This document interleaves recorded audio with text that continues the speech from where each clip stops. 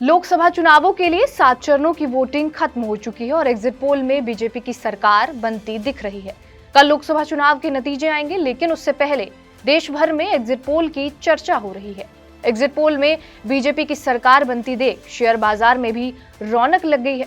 लेकिन क्या आप जानते हैं कि दुनिया के कई ऐसे देश हैं जहां एग्जिट पोल पर पाबंदी लगी हुई है। भारत में एग्जिट पोल जारी होने के क्या नियम है और क्यों दुनिया के कई देशों में एग्जिट पोल जारी नहीं किया जाता, चलिए आपको बताते हैं। नमस्कार, मेरा नाम है रिया शर्मा और आप देख रहे हैं TV9 डिजिटल। सबसे पहले ये जान लीजिए कि एग्जिट पोल होता क्या है।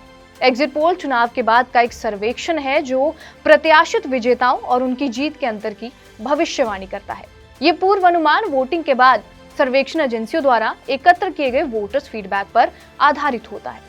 जरूरी नहीं है कि ये सही ही साबित हो, लेकिन एग्जिट पोल से एक अनुमान का अंदाजा लगाया जाता है। भारत में पहला एग्जिट पोल 1957 में आयोजित किया गया था, जब Indian institute of public opinion ने दूसरे लोकसभा चुनावों के दौरान एक पोस्ट पोल सर्वेक्षण किया था।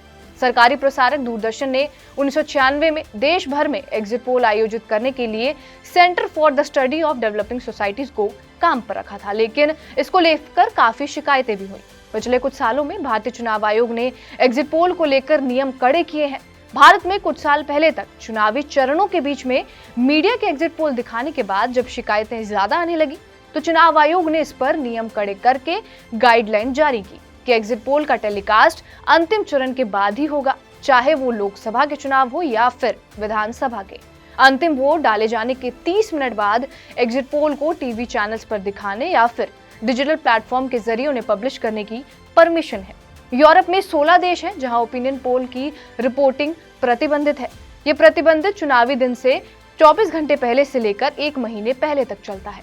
फ्रांस में वोटिंग दिन के 24 घंटे पहले आप चुनाव को लेकर किसी भी तरह के ओपिनियन रिपोर्ट्स नहीं दे सकते हैं। ब्रिटेन में ओपिनियन पोल को लेकर कोई पाबंदी नहीं है, लेकिन एग्जिट पोल्स के नतीजे तब तक नहीं दे सकते जब तक वोटिंग पूरी तरह खत्म नहीं हो जाती।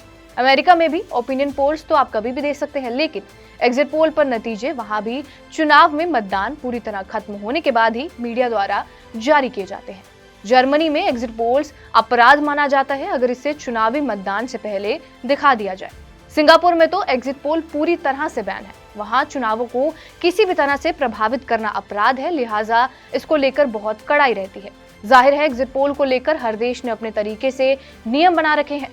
एग्जिट पोल को लेकर कहीं पाबंदी है तो कई देशों में इसको लेकर सख्त नियम है। बहरहाल आपका इस वीडियो पर क्या कुछ कहना है, हमें कमेंट बॉक्स में जरूर बताएं। बाकी देश और विदेश की तमाम बड़ी खबरों के लिए बने रहिए हमारे साथ TV9 डिजिटल पर।